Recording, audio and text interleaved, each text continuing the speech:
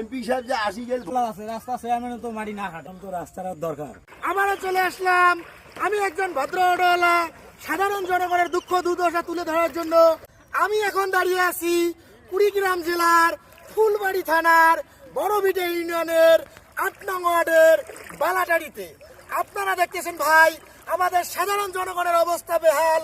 এই বেহাল অবস্থার কারণ হচ্ছে, আপনারা হয়তো বা জানেন যে 17 সালের বন্যা হয়ে যাওয়ার কারণে আমার এই রাস্তাটা বিলীন হয়ে গেছে।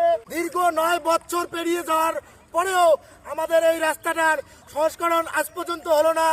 এবং আমাদের এই দিক দিয়ে আমি জানি যে আমাদের নতুন এমপি সাহেব এই রাস্তা দিয়ে ভোটের সময় এসেছিল এবং কথা দিয়ে গিয়েছিল যে আমি যদি ভোটে নির্বাচিত হই ইনশাল্লাহ আমি এই এলাকার সাধারণ জনগণের দুঃখ দুর্দশা তুলে ধরবো। 30 থেকে প্রায় 15 ফিট নিচে হবে আমরা দাঁড়িয়ে আছি।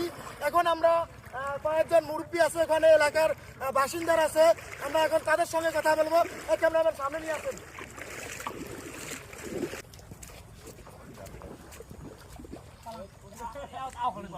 আচ্ছা, আমরা তো দেখতেছি যে 17 সালের বন্যার পর থেকে রাস্তাটার এই অবস্থা। তা রাস্তা একটু বৃষ্টি হওয়ার কারণে রাস্তা ডুবে একবারে অবস্থা খারাপ। সেই বিষয়ে আপনার বলার কি আছে? কি বলার আছে, রাস্তা চেয়ারম্যান তো মাটি না কাটে। এখন আপনাদের কার কাছে দাবি করতেছেন যে রাস্তাটা ভালো এমপির কাছে দাবি করা হবে। কোন এমপির কাছে দাবি করতেছেন আপনি? এই যে নতুন এমপি হয়েছে আতিক মুজাহিদ স্যার। আপনারা দেখতেছেন দর্শক শ্রোতা যে এলাকার মানুষের মুখ থেকে শুনতেছি। আমি আরো একজনের কাছে যাব, দেখি সে কি বলে।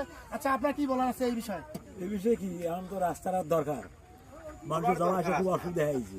আচ্ছা ভাই, এই যে রাস্তাটার যে বেহাল অবস্থা, সেই জন্য আপনার বক্তব্য কি? মানে এমপি সাহেব যে আসি গেল ভোট না নেওয়ার জন্যে বলে আমি যদি ইলেকশনে জয় হই আমি আস্থা করে দেবো।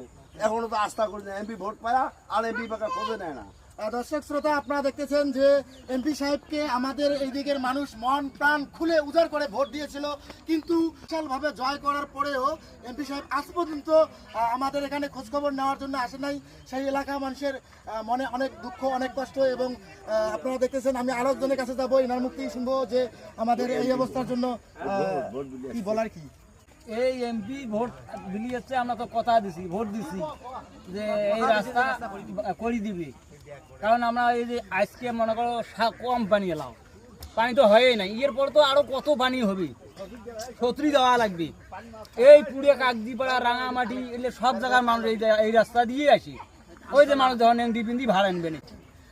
দর্শক শ্রোতা, আপনারা দেখতেছেন যে আমি যে ব্রিজটার মধ্যে দাঁড়িয়ে আছি, আমি এখন ব্রিজটা থেকে নামতেছি। এই ব্রিজ থেকে আমাদের এখানে নামতে প্রায় 15 ফিট হবে। যে